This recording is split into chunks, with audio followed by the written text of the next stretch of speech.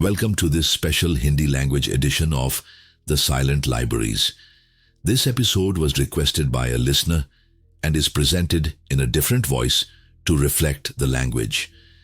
Thank you for joining us. Now let's begin The Silent Libraries के इस विशेष हिंदी संस्करण में आपका स्वागत है। यह एपिसोड एक श्रोता के अनुरोध पर प्रस्तुत किया जा रहा है और भाषा के अनुरूप इसमें एक अलग आवाज उपयोग की गई है। आपके साथ होने के लिए धन्यवाद। आइए अब शुरू करते हैं। यह द्वितीय विश्व युद्ध का अंत था, जब दुनिया अपने मृतकों की गिनती कर रही थे। मिस्र की रेत के नीचे कुछ प्राचीन जाग रहा था। नाग हम्मादी नामक स्थान पर मिट्टी की ईंटन से बने गांवों का एक समूह मोहम्मद अली नाम के एक किसान को एक बैंड मिट्टी का घड़ा मिला। पहले तो यूजदार लगा कि उसमें कोई जिन है, कोई आत्मा, लेकिन जिज्ञासा जीत गई। उसने यूज तोड़ दिया और जो निकला उसने ईसाई धर्म को जद से हिला दिया। उस भंगुर पन्नों के बीच एक पांडुलिपि थे जिसे 1600 सालों से किसी ने नहीं देखा था। थॉमस का सुसमाचार, कहानी नहीं, जीवनी नहीं, एक सूची, यीशु द्वारा कहे गए वचनों की एक सूची, जिनमें से 114 वचन थे। लेकिन कुछ अलग था।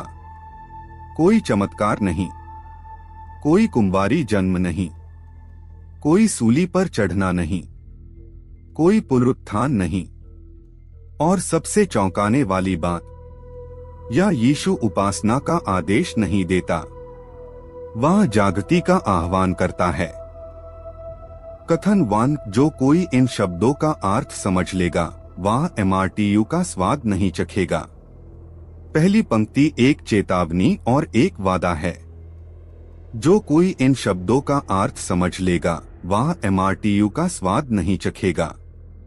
विश्वास नहीं, आज्ञा नहीं, अर्थ खोजे, यह धर्म नहीं था, यह एक पहेली थे।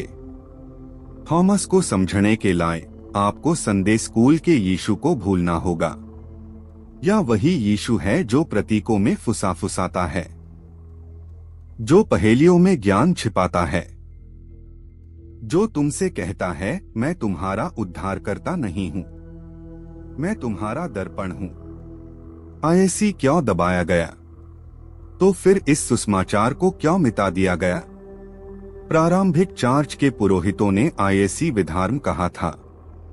उन्हें डर था कि यह आम जनता के लिए नहीं, बल्कि दीक्षा प्राप्त लोगों के लिए लिखा गया है, आंतरिक मार्ग पर चलाने वालों के लिए। क्योंकि अगर तुम चर्च के बिना सेटी पा सकते हो, तो फिर शक्ति किसके पास है? अनहोन IAC जला दिया, अनहोन IAC प्रतिबंधित कर दिया, लेकिन वे IAC वापस नहीं लिख सके। और अब 1600 वर्षों के बाद यह फिर से बोलता है तुमसे।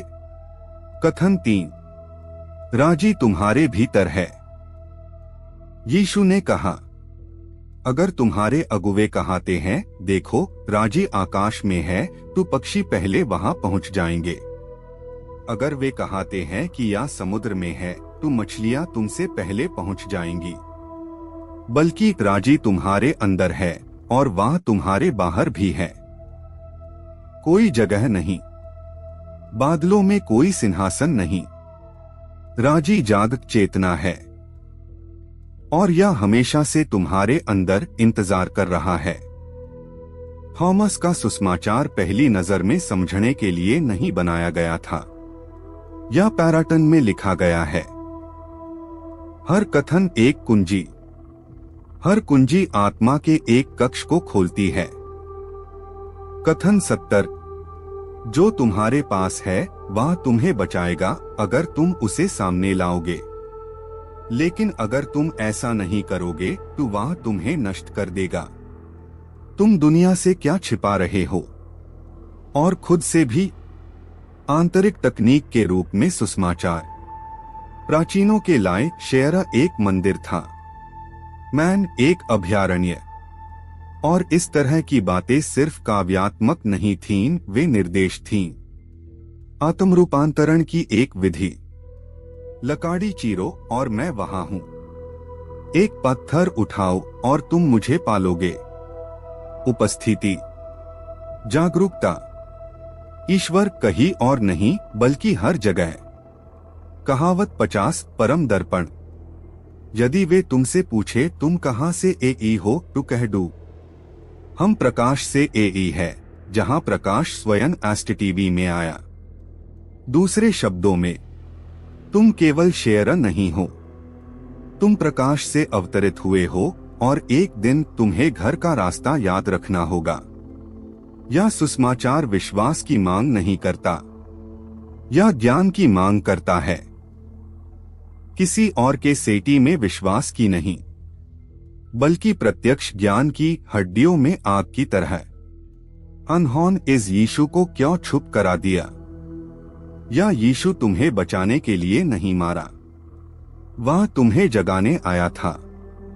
और यह आज्ञाकारिता पारबेन साम्राज्य के लिए बहुत खतरनाक था। चर्च को भेदों की जरूरत थे, लेकिन थॉमस ने शेरों की बाली दी। जीवित प्रकाश की ओर लौटन।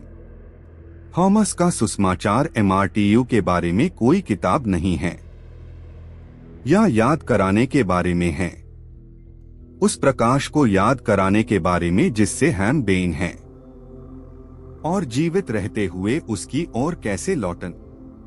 यह नहीं कहता मेरी आराधना करो, यह कहता है राहिजा बनो। यह दुनिया अंत नहीं है, यह एक पर्दा है। कहावत 22 आत्मा का विलाई। जब तुम दोनों को एक कर डोज और भीतर को बाही और बाही को अंतरिक्ष, तब तुम राजी में प्रवेश करोगे। यह शाब्दिक मिलन के बारे में नहीं है, यह एकीकरण के बारे में है। पुरुषत्व और स्त्रीत्व, शेयरा और आत्मा, विचार और भावना। जब विपरीत जुडेट है तो विभाजित आत्मा ठीक हो जाती है और द्वार खुल जाता है। थॉमस का सुसमाचार दुनिया को अंदर बाहर कर देता है। क्या होगा अगर स्वर्ग कोई पुरस्कार ना हो? क्या होगा अगर यह एक आवती हो जो बोध की शुद्धता से खुलती हो? इसलिए आयसी दफाना पड़ा, क्योंकि यह सुसमाचार तुम्हें मंदिर बनाता है। पुजारी, वेदी और मार्ग।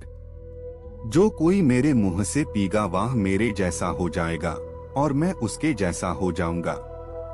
सुसमाचार एक फुसफुसाहट के साथ समाप्त होता है। कोई चमत्कार नहीं, कोई पुनरुत्थान नहीं, बल्कि एक दर्पण। जो तुम खोज रहे हो वह पहले से ही तुम्हें खोज रहा है, लेकिन यह मौन में बोलता है। थॉमस जानता था हर कोई नहीं समझेगा, इसलिए उसने आयसी पहेलियों में छिपा दिया। तुम्हें भ्रमित कराने के लिए नहीं, बल्कि तुम्हें धीमा कराने के लाए, जब तक तुम्हारी आत्मा को पढ़ाना याद ना आ जाए। और अब जब तुमने देख लिया है तो सवाल बाकी है, क्या तुम जीवित यीशु के मार्ग पर चलोगे? केवल वे ही जो खोजते हैं पाएंगे।